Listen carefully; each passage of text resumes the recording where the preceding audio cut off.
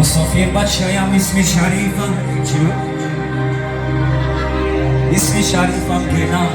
زوادی کفتگنا در دو غمویش بستم رو با زنجیر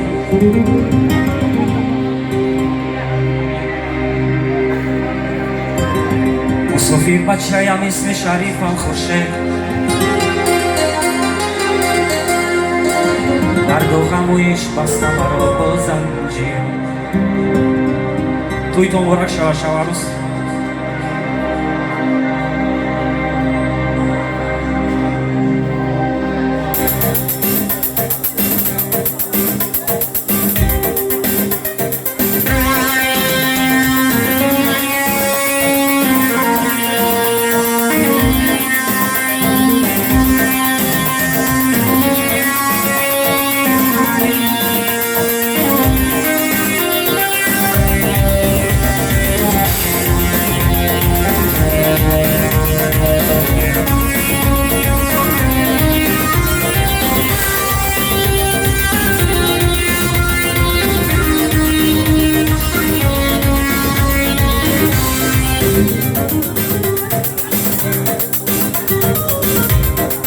کلامی غریب بچه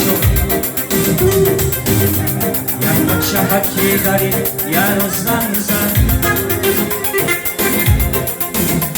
در دلم مرم دارم و گفتگاه زن گفتگاه خرچون برای بیاد فایده بخور سرگذشتی عشقی شب من هستن گفتگاه خرچون برای بیاد فایده بخور سرگذشتی عشقی شب من هستن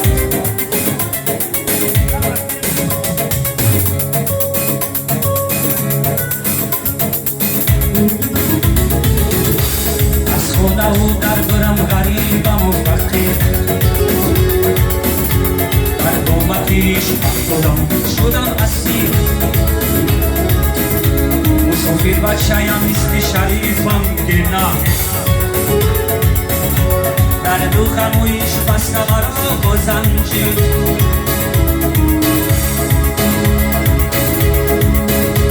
عاشق شدم من با طریق اینترنت با یک دخترکی یادم کرد سفر نامخشه بسوشیدم گفتگو روشنم با یک بار دیدم کرد صدای کردن سفری دیداری رویش با وطن در باقی وطن با خودم با من باور نکردم خواب بدم یا کی بدار رشونه چی کسی بودم در خطم من سولی در دیدار اینی پنجگار سال با وطن سفر میکردم یک بار سالی پنج برشونه را دادن به شوهر حسن هموندم منی غریبی خرزان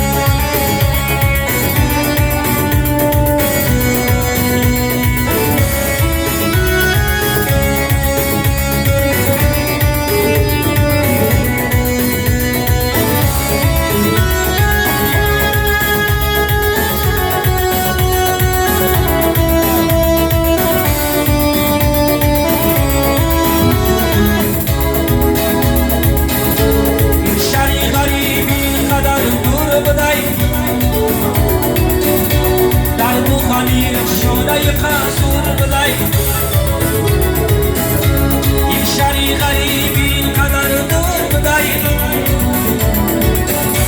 در دو خانی رخشونه قصور بدهی رخشونه کجا و من کجا هر دو جدا